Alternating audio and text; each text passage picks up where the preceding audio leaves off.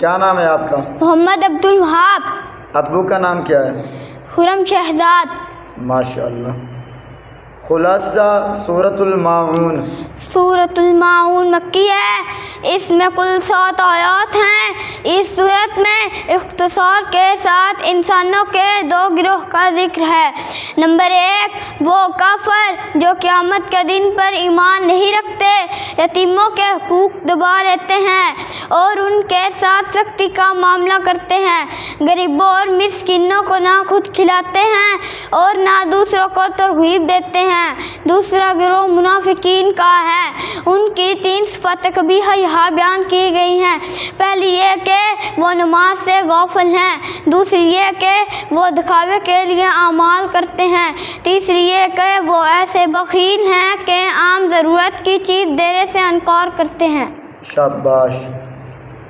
خلاصہ سورۃ الکوثر۔ سورۃ الکوثر مکی ہے، اس میں کل 3 آیات ہیں۔ اس سورت میں 3 مقاصد بیان ہوئے ہیں۔ نمبر 1، اللہ تعالیٰ کا آپ صلی اللہ علیہ وآلہ وسلم پر فضل و احسان کہ اس نے آپ صلی اللہ علیہ وآلہ وسلم کو کوثر عطا کی۔ نمبر 2، کوثر جیسی نعمت کا شکر ادا کرنے کے لیے آپ صلی اللہ علیہ وآلہ وسلم کو نماز پڑھنے کا اور قربانی کرنے کا حکم دیا گیا۔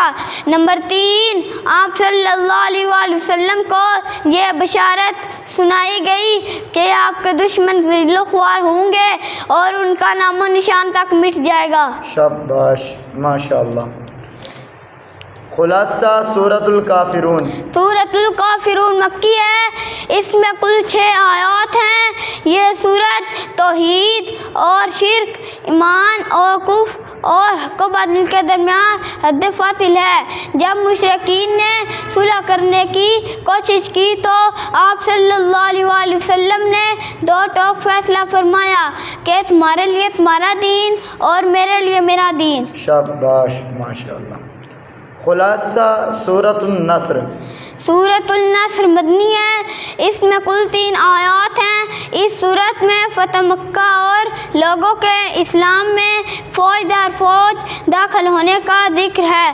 آخرت کی تیاری کی ترغیب دی ہے کہ اے پیغمبر صلی اللہ علیہ وسلم، فتوحات کا وقت آ گیا ہے اور لوگ جوک در جوک مسلمان ہونے لگے ہیں۔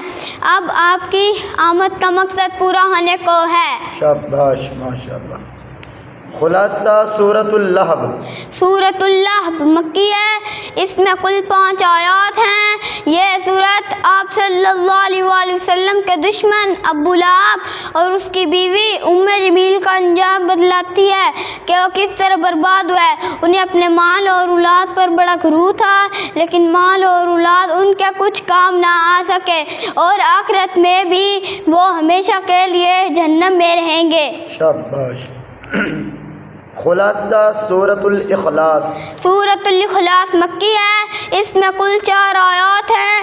اس سورت میں مشرکین کے باطل عقائد کی تردید کر کے اللہ کی خالص توحید کو بیان کیا گیا ہے۔ وہ یکتا ہے، بے نیاز ہے، ابنیت اور ابوت کی نسبت سے پاک ہے اور اس کا کوئی ہمسر نہیں۔ شاباش، ماشاء اللہ۔ خلاصہ سورۃ الفلق۔ اس سورت میں اللہ تعالیٰ نے اپنی ایک صفت بیان فرما کر 4 چیزوں کے شر سے پناہ مانگنے کا حکم دیا ہے۔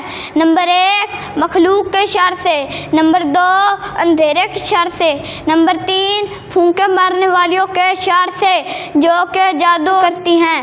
نمبر 4، حسد کے شر سے۔ شاباش، ماشاء اللہ۔ خلاصہ سورۃ الناس۔ سورۃ الناس میں انسان کی 3 حالتوں کا تذکرہ ہے۔ نمبر 1، لڑکپن۔ نمبر 2، جوانی۔ نمبر 3، بڑھاپا۔ اس صورت میں ایسے شرور سے پناہ طلب کرنے کی ہدایت کی جا رہی ہے جو انسان کے باطن پر اثر انداز ہوتے ہیں اور اس کے ایمان و ایقان پر یلغار کرتے ہیں۔ शाबाश माशाअल्लाह, बहुत अच्छे। तलबान लिया फैज जो इस बहर रवा से, सिखलाएंगे दुनिया को जो सीखा है यहाँ से। बहते हुए दरिया है नए जोश रवा से, हर फारिग तहसील है पुर अज़्म जियाला। इस्लाम में उस्ताज का किरदार निराला,